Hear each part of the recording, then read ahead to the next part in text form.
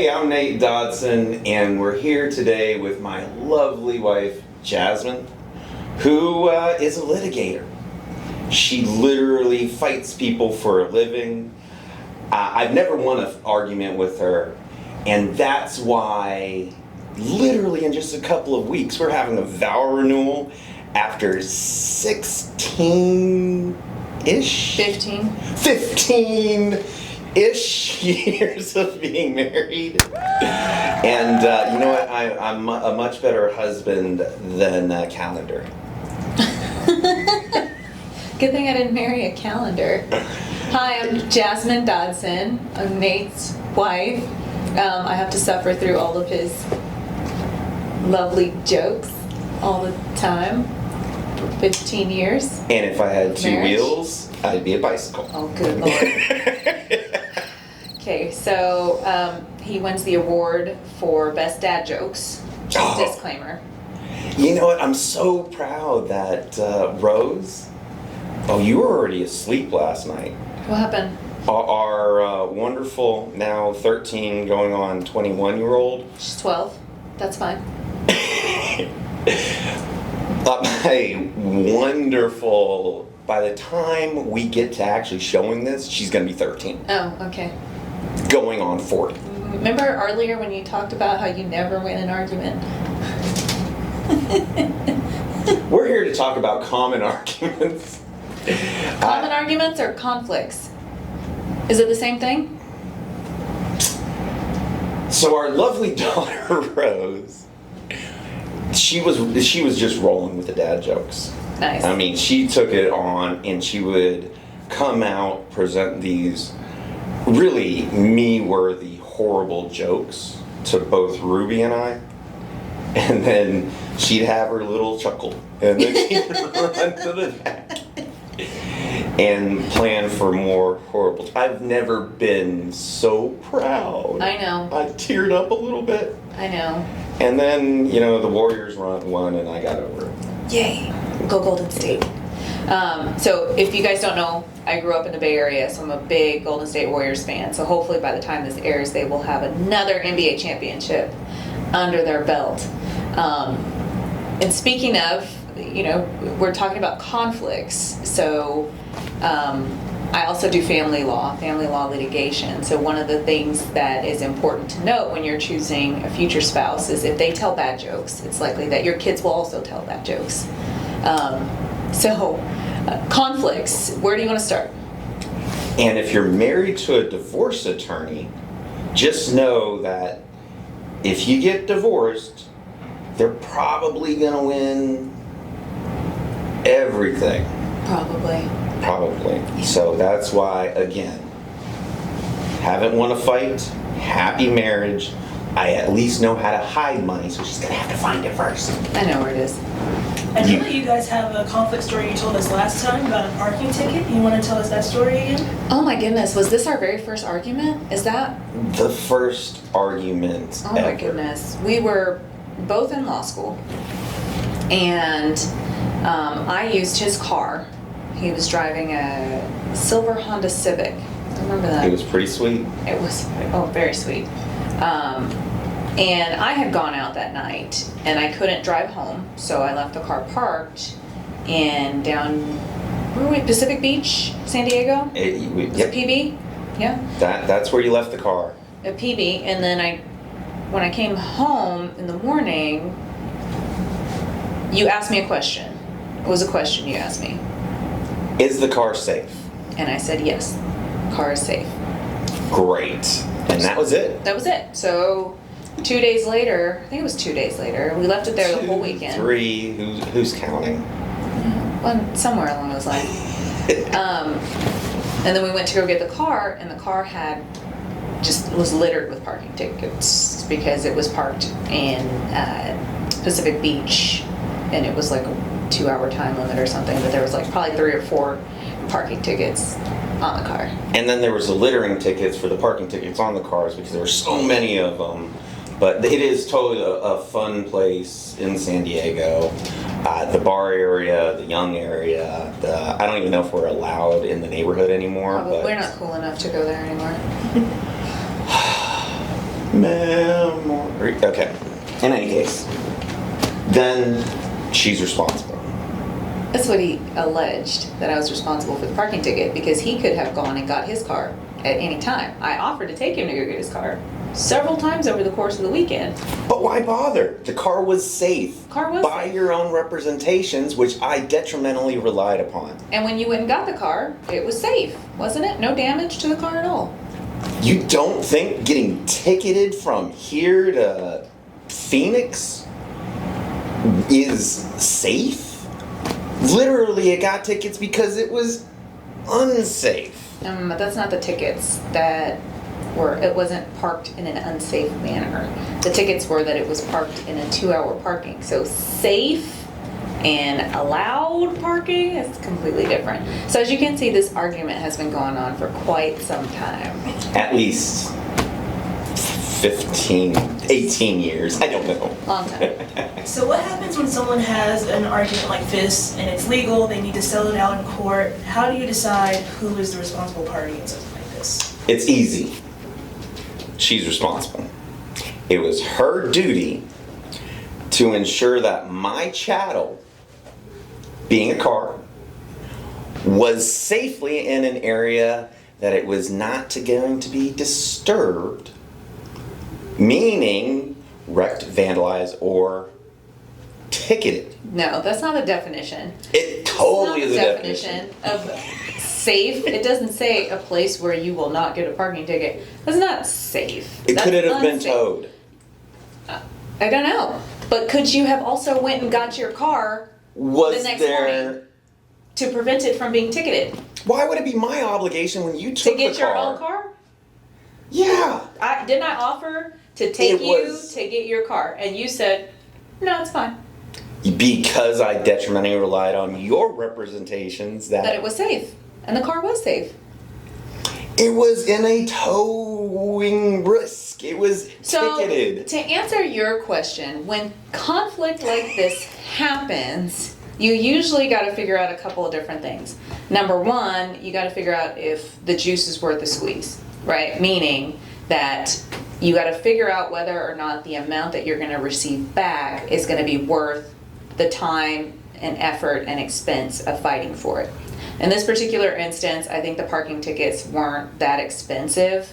They might have been $20 each ticket. It may have rounded out to be $100 worth of parking tickets, more or less. $148.95. You just made that number up. Completely. So in that particular instance, the best recommendation is to try to come to some type of resolution with the other party. Whether you say, okay, I'll pay for half, you pay for the other half, which is I think what we ended up doing at the end of the day, to resolve the issue and keep our relationship going. But it was funny because when it actually happened and we realized that we were having a legal argument about it, we both kind of just stopped and laughed at each other. But we did ultimately end up resolving it. So 9 times out of 10, it's best to not let your emotions get involved when it comes to things that aren't personal, and just try to resolve it in the most economical way. You know what? Since you do practice divorce law, I'm just going to throw it out there that emotions are expensive.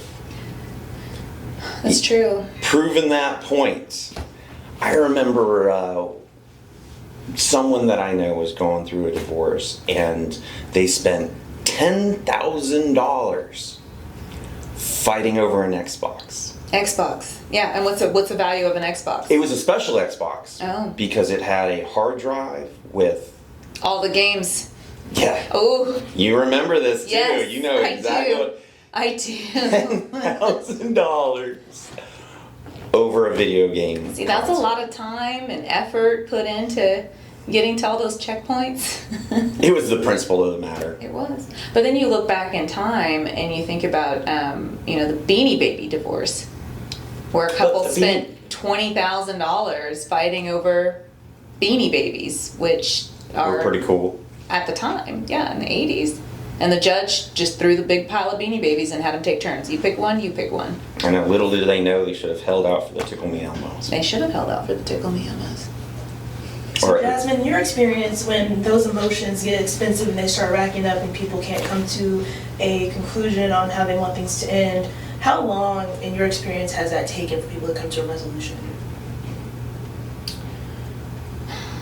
So when emotions get involved in litigation, it could take years in an effort to resolve simple issues or complex issues when it comes to people's children or their personal belongings. There's no time limit on feeling better when you're trying to feel better as a result of a legal process. You either get the result that you want or you don't, and if you don't get the result that you want, then a lot of people tend to continue to fight a losing battle. What I try to keep my clients aware of the realistic outcome of these events. If they put their emotions involved, I let them know, hey, this is what it's going to cost you, but this is the likely outcome. The judge has already made the decision. There's a chance for appeal, but I'm not an appellate attorney, so then I refer them out and they can get a quote from an appellate attorney. And are there times when people are just kind of more detached and they just say, you know what, it is what it is, and I'm just going to walk away? So there's a couple different types of divorce clients that I come across. There is the one side that's done, has been done, and are just letting the other side know, hey, look, I've been done, whatever you want, just take it, I just want to get away from you. You can have the house, you can have my 401k, hell, you can even have the dog. I just want to go. Just please, please, please let me go. And then there's the other side of that case is typically someone who is in love and doesn't want to let go no matter what, and we've gotten the copied on or the screenshots of the text messages that say, hey, I'm really rethinking this, and I think we should get back together. I think there's a chance for reconciliation, and just let me know what we can do to. And this is usually the party that's asking for everything in the dog. So, in divorce cases, that's one set of a scenario. The other, more sadder scenario is the party who is blindsided by receiving divorce papers, and they thought everything was fine. They thought their relationship was good. And then all of a sudden they get served with divorce papers and they're like, where did we go wrong? So those people are going through a more difficult process because they're also grieving the loss of the relationship in the beginning of the divorce proceedings and not really thinking about the divorce from an economical standpoint, but more of an emotional standpoint of the breakup. Do you think during divorce most people think about the economics at all, or does it really seem mainly emotional as you're fighting through it? Well, there's a couple different types of, I take that back. I think it depends on the age group of the divorcees. So the older clients that I have that are moving into the empty nest syndrome, where the kids are 18, they're moving out of the house, they're going off to college, and the couple were just trying to be together long enough to get through raising the kids. Those couples tend to look at things from a more economical standpoint, whereas the couples that have young kids that are just getting married, they may have worked hard, they may have some stuff they want to keep, but not necessarily a whole lot. Those are the ones where emotions really get involved. Got it. Could you share with me, because it's important as a guy to know about these things. Mm-hmm. Child support. Oh, child support. I don't know where you thought I was going to go with that. I didn't know where you were going to go. One of the most important things from a guy's perspective when it comes to conflict resolution in a relationship. How much do I got to pay? What's this going to cost me? I already paid. I paid a lot. I bought shoes. I bought groceries. How much more do I got to pay? Man. Honestly, I could probably do a whole entire segment just on child support alone and, put a good PowerPoint together and do graphs and diagrams. And, if you have one baby mama and you work at McDonald's, how much child support? If you have two baby mamas and you have 2 kids with each baby mama, how much child support you have?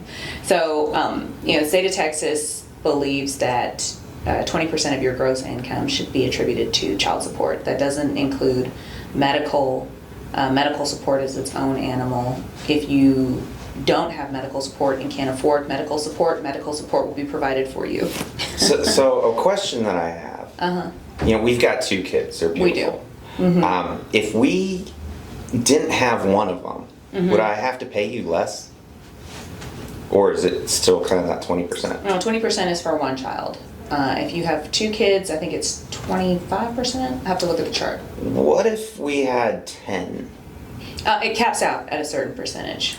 Okay, so... But that's if you have 10 kids with 1 baby mama. If you had 10 kids with 3 or 4 or 5 baby mamas, it's a whole different calculation. Hey, guys. What? Why are you breathing at people?